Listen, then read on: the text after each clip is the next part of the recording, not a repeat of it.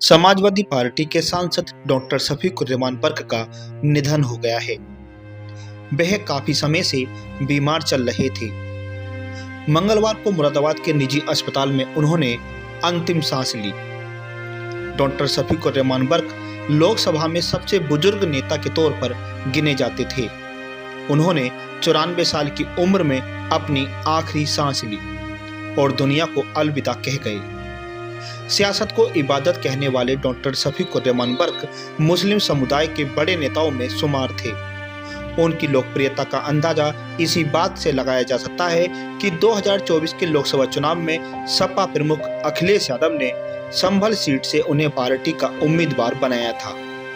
Samajwadi party की पहली list में उनका नाम शामिल था। डॉक्टर बर्क मौजूदा समय में भी संभल से ही सांसद थे। वो उन नेताओं में शुमार थे जिन्होंने हर मुद्दे पर खुलकर अपनी आवाज उठाई। डॉक्टर शफीकुर रहमान बर्क के निधन पर समाजवादी पार्टी के मुखिया अखिलेश यादव, शिवपाल सिंह यादव और बसपा सुप्रीमो मायावती सहित तमाम राजनीतिक दलों के नेताओं ने दुख प्रकट किया। आपको बता दें कि डॉक्टर शफीकुर रहमान बर्क का जन्म 11 जुलाई 1930 को उत्तर प्रदेश के संभल में हुआ था। उनकी शुरुआती पढ़ाई लिखाई भी संभल से ही हुई थी।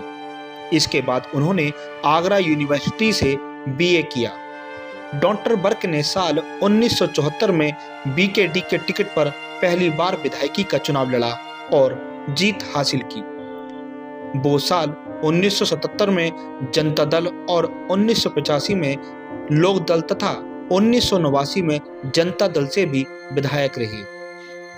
साल 1996 में समाजवादी पार्टी के टिकट पर उन्होंने पहली बार मुरादाबाद से लोकसभा का चुनाव लड़ा और जीत हासिल की।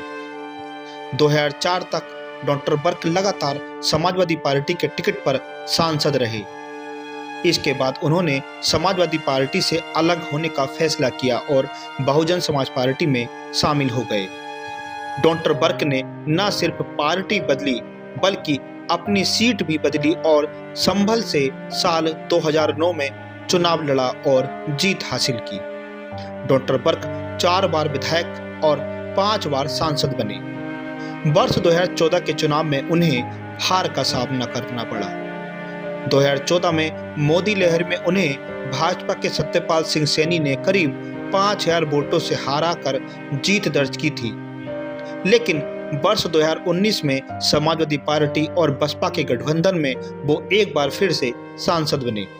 इसके बाद वो समाजवादी पार्टी में वापस आ गए। डॉक्टर बर्क ने अपने राजनीतिक सफर में 10 विधानसभा चुनाव लड़े, जिसमें 4 चुनाव में उन्हें जीत हासिल मिली और वो 4 बार विधायक बने। इसके अलावा वो एक बार यूपी सरकार में कैबिनेट मंत्री भी बने थे। वहीं डॉक्टर बर्क 5 बार सांसद भी रहे।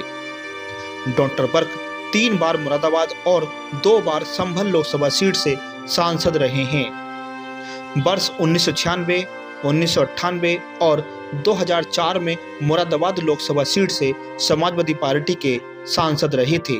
वहीं वर्ष 2009 में बहुजन समाज पार्टी से और 2019 में संभल लोकसभा सीट पर समाजवादी पार्टी से सांसद रहे। 17वीं लोकसभा चुनाव में वो देश के सबसे बुजुर्ग सांसद थे। उम्र के इस पड़ाव में भी डॉक्टर बर्क राजनीति में सक्रिय थे। यही वजह है कि प्रधानमंत्री नरेंद्र मोदी ने भी नई लोकसभा में उनकी मौजूदगी की तारीफ की थी। प्रधानमंत्री ने कहा था कि 93 साल की उम्र के बावजूद भी डॉक्टर शफीकुर रहमान बर्क सदन में मौजूद हैं। सदन के प्रति ऐसी निष्ठा होनी चाहिए। उनकी उम्र और राजनीति में उनकी सक्रियता अक्सर लोगों के लिए चर्चा का विषय रही है।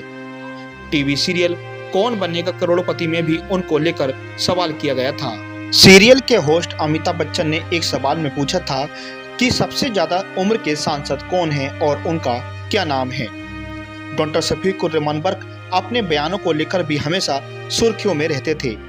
उन्होंने संसद में वंदे मातरम का विरोध किया था, जिसको लेकर काफी बवाल भी मचा था। इसके साथ ही उन्होंने इजराइल और फिलिस्तीन के बीच चल रहे तनाव में खुलकर फिलिस्तीन का समर्थन किया था।